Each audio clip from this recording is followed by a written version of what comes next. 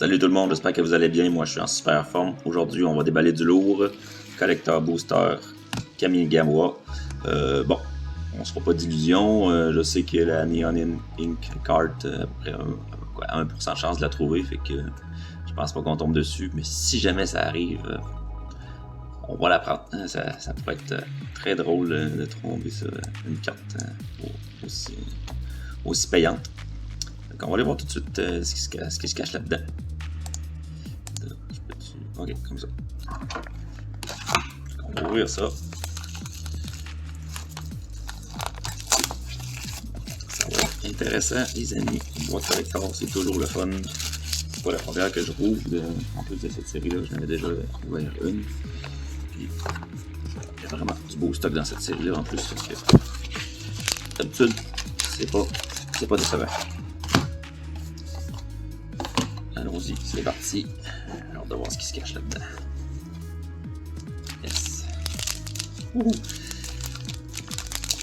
Bon. Ces plastiques-là sont quand même assez raides à ouvrir. Ok, joli. Alors, que nous réserves-tu, petit booster? On se fait un petit peu de place. Désolé, c'est juste un petit peu. Parfait. Alors, Virtual Beetle, évidemment, la plupart des cartes sont foil parce que c'est un collector booster. Un petit ninja ici. Je vais dézoomer un petit peu, je pense. Ah, comme ça c'est mieux. Ok.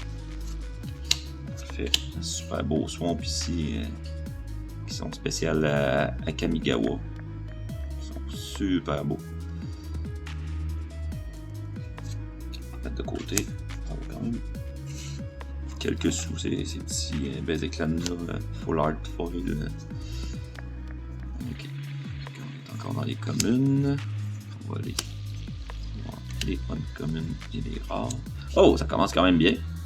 Un petit land légendaire noir, Takenuma Abandonmire. C'est un land légendaire, il donne du noir et une habilité, donc on peut le discarder pour 4. Ça, on le discarde et ça fait que on met le 3 cartes et on peut retourner une créature ou un planeswalker de notre graveyard dans notre main. Puis ça fait que cette habilité-là de channel coûte un de moins pour chaque créature légendaire qu'on contrôle. On met de côté sur un fil de rare.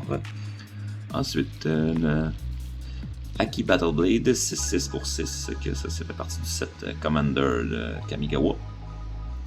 Quand un ou plusieurs modifiés de créatures you control attaque, quand une créature modifiée attaque, vous untapez toutes les créatures modifiées que vous contrôlez.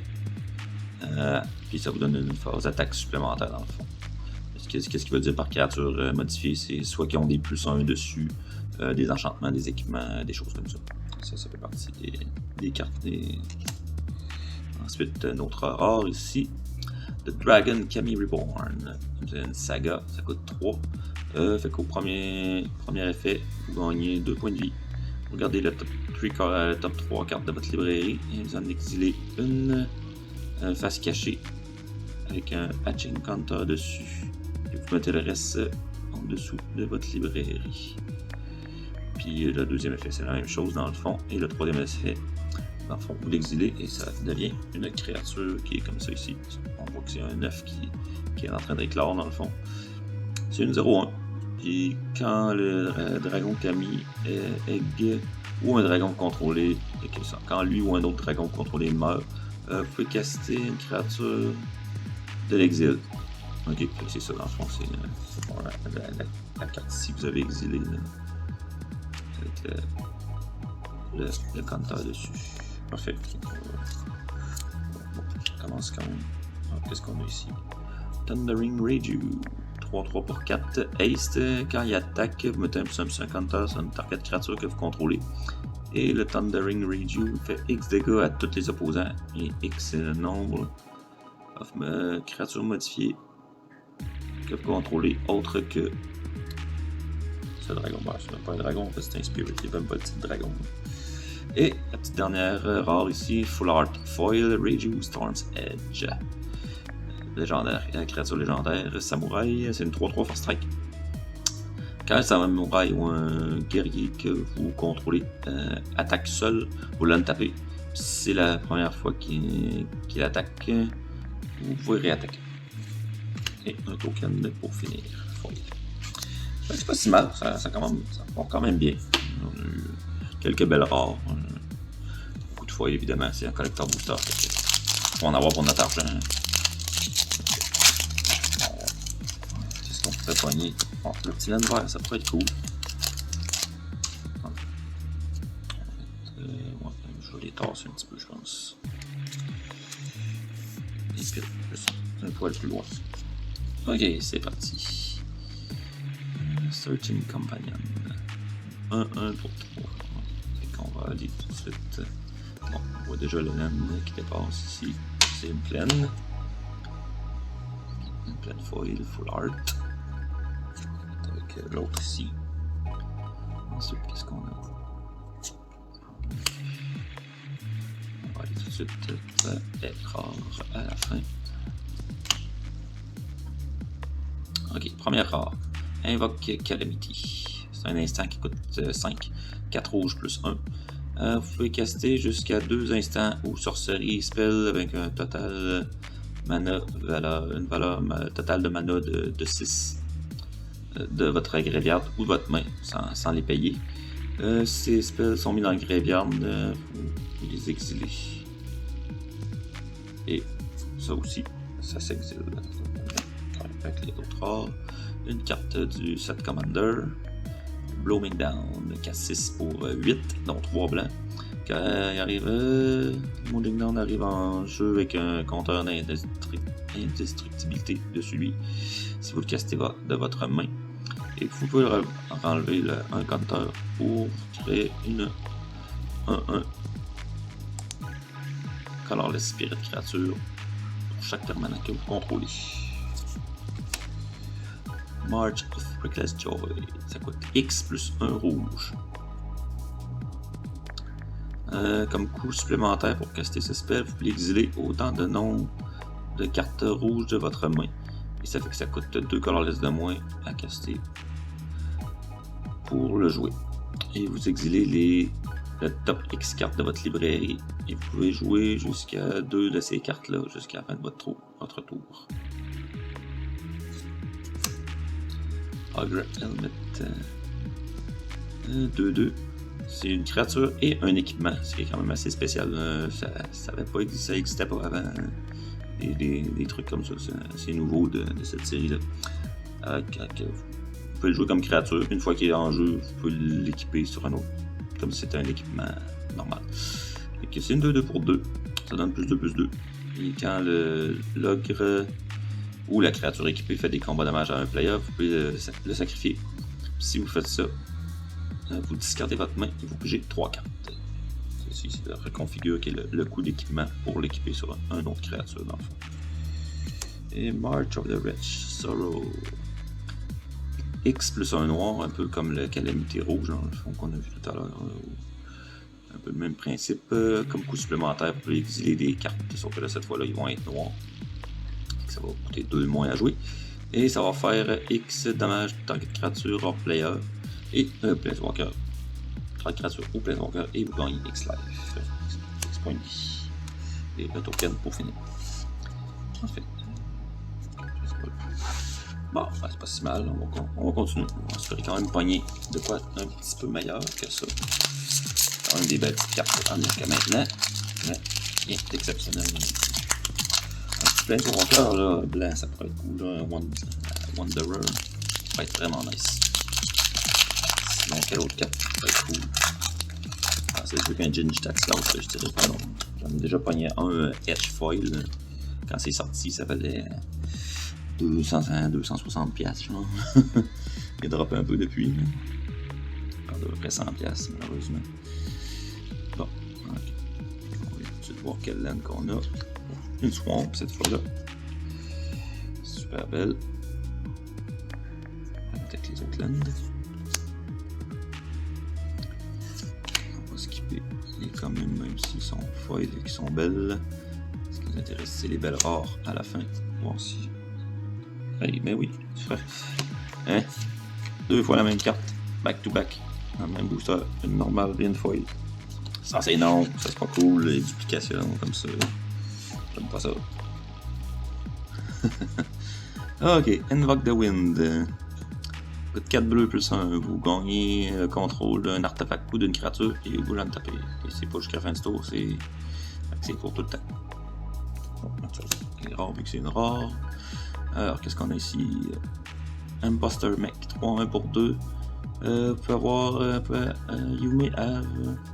Fait que l'Imposter Mech peut entrer en jeu comme une copie d'une créature qu'un opposant contrôle. Sauf que c'est une créature véhicule artefact avec coup piloté 3 en français. Et qui perd toutes ses autres types de cartes. Dans le fond, le pilotage, c'est que pour attaquer, il faut que vous tapez un monstre et si c'est 3, fait qu'il y a 3 de power plus pour pouvoir le faire attaquer. Invoke the Wind encore. Ok, donc celui-là, il est borderless. Et non foil normal. March of the Rich Sorrow encore. Et le March of the Swelling Mist. Le bleu, cette fois-là. Qu'est-ce qu'il fait? Jusqu'à X target créature phase out. Fait qu'ils sont plus considérés comme dans le jeu. Parfait.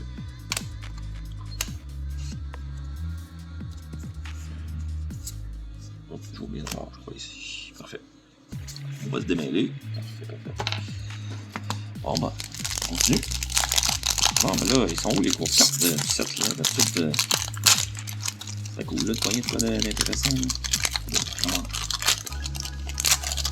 Pas poigner de grosses cartes à date. C'est assez tranquille. Camiflair. Beer Memory, Bronze. Yokai Naturaliste. Modern Age. Une montagne. Il faut. Des petits dragons ici en arrière dans les nuages. Parfait. Juste ça fait un peu de place. Ok. C'est 2 fois encore le même, comme dans l'autre paquet d'avant. Ben oui. Hey, my god, ça c'est poche comme paquet. Fait une normale, puis une foil. Un peu décevant, ça enlève la possibilité d'une carte différente qui pourrait des fois être mieux. Ok, première rare. Dragon Kami Reborn. Ah, on l'a vu celle-là aussi tout à l'heure, je la relirai pas. Release the Memory. Exiler le target graveyard d'un opposant. Pour chaque créature exilée, vous mettez un colorless spirit token en jeu. D'accord. Ogre Head Helm. Celle-là aussi, on l'a vu tout à l'heure. C'était pas cette image-là. Ici, on a un Teaching of the Kirin. Vous mettez 3 cartes, vous créez un colorless spirit en jeu. Après ça, le tour d'après, si votre enchantement est toujours sur le jeu, vous mettez un plus un counter sur une créature que vous contrôlez. Et au 3e tour, vous l'exilez et vous la transformez votre enchantement en créature qui devient une 1-1. Quand elle attaque, vous choisissez soit d'exiler une créature d'un n'importe quel graveyard et vous créez un colorless, ou vous exilez une non-créature carte d'un graveyard et vous mettez un plus un sur une créature que vous contrôlez. Oh, ça c'est cool. Lizard Blade Foil. Bon petit équipement qui donne Double Strike, qui est une créature 1-1 Double Strike en même temps. Ah, c'est quand même cool. Oh, belle petite carte. Encore là, assez tranquille sur la valeur. On va aller voir ce qui se cache dans le prochain. Allez, c'est le temps là. Là, on sort des grosses cartes, c'est le temps. On nous prend quelque chose de bon.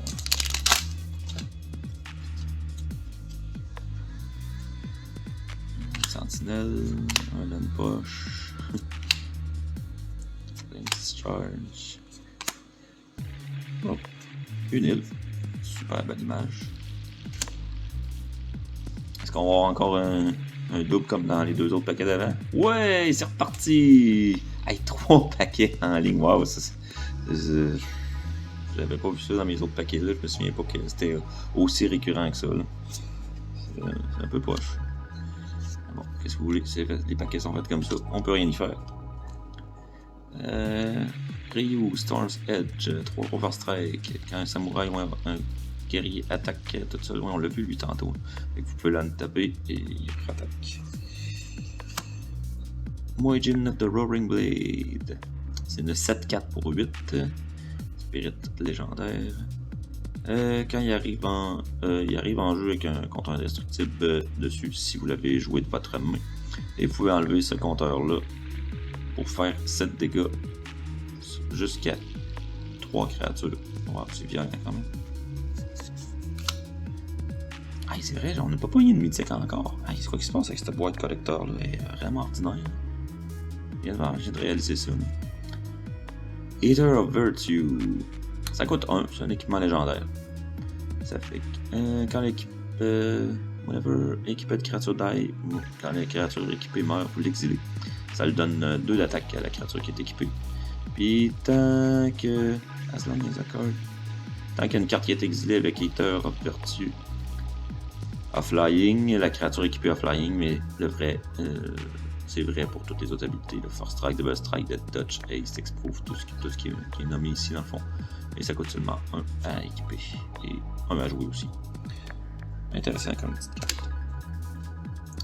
Ici on a quoi? Springleaf Avenger, une 6-5 pour 5 qui est ninjutsu. Quand il fait des combats damage à un joueur, vous retournez une carte de permanent de votre graveyard dans votre main. Il y a l'habilité ninjutsu. C'est quand même intéressant aussi. Ah, encore le Lizard Blade, mais cette fois-là avec une autre image. Extended Art Foil. Ouh, petit carton. Intéressant. Mais encore là, qu'est-ce qui se passe avec cette boîte-là? On n'a pas rien de mythique. C'est étrange. 6e paquet. Allez, c'est parti. Ah, ce paquet-là était quand même pas si mal. Honnêtement, je pense que c'est probablement un des meilleurs qu'on a pas mis à date. Je vais regarder comme il faut. Pour pas dire de bêtises là, pour les mythiques, mais je pense qu'on n'en a pas mis. Ok. Cameo of Terrible Secret, Cameo of Industry, High Speed, Spécialiste, un papillon, une montagne. Avec les autres lames. Et oui, encore un double. Ah, c'est ridicule. Ouais, cette boîte-là. Ah, est-tu mythique lui? Oui, hey, notre première mythique de la soirée, yes sir! Quand même une bonne carte. 4-4 pour 4, Flying Trample. Dragon Spirit. Quand il meurt, vous choisissez une des 2 habiletés qui est ici. C'est que vous exilez les 2 cartes du dessus de votre librairie. Et jusqu'à la fin de votre tour, vous pouvez jouer ces cartes-là. Ou vous créez 3 jetons trésors en jeu. Intéressant. Pour faire du mana plus tard. C'est cool. Bon, on va tout avoir dans le même booster ou ça va être juste notre seul mythique? Concord with the Kami, c'est un enchantement, ça coûte 4. Au début de votre fin de tour, choisissez 1 ou plus. Ah, intéressant. Vous pouvez choisir plein d'habilités. Fait que vous mettez 1 plus 1 plus 1 compteur sur une créature qui a déjà un compteur dessus. Vous pigez une carte si vous contrôlez une créature enchantée. Et vous créez un Colorless Esprit 1-1 en jeu si vous contrôlez une créature équipée. Bon, c'est quand même facile à remplir comme critère. Brilliant Restoration pour pouvoir faire plein de 3 effets, je veux dire. Retournez tous les artefacts, les enchantements du graveyard en jeu. Et ça coûte 4 blancs plus 3. Ok. Oh yeah, bon, ça c'est bon. OCG Hanser. Hey, je l'avais, mais pas avec cette image-là. Je l'avais pas encore déballé. Alors c'est un laine légendaire, comme on a vu au début avec le laine noir, sauf que ça, c'est la version verte, qui est probablement la meilleure du set et c'est elle qui vaut vraiment le plus cher. Fait que ce qu'elle fait, c'est qu'elle donne du vert, fait que c'est un laine vert. Et encore l'habilité Channel, sauf que cette fois-ci, c'est pour 2. Vous pouvez discarder le land et vous détruisez un artefact, un enchantement ou un non-basic land d'un opposant. Et si vous faites ça, le player, si vous détruisez un land, le player il peut aller chercher un basic land et le mettre en jeu, taper. Et ça coûte un de moins pour chaque créature, un colorless de moins pour chaque créature légendaire. Ici, il va coûter un vert au minimum. C'est le minimum que ça peut coûter.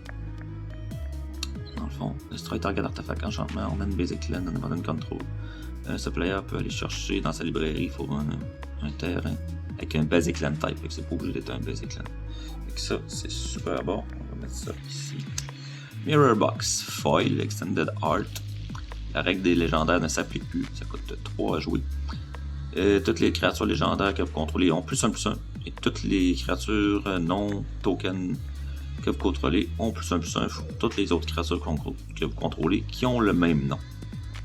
Fait que, en bref, si vous jouez beaucoup d'exemplaires de la même carte, ça va devenir de plus en plus gros et vous pouvez jouer plein de légendaires en même temps. Ce qui ne peut pas être le cas normalement. Bon, on va mettre ça de côté. Parfait. Comme ça, c'est bon comme ça.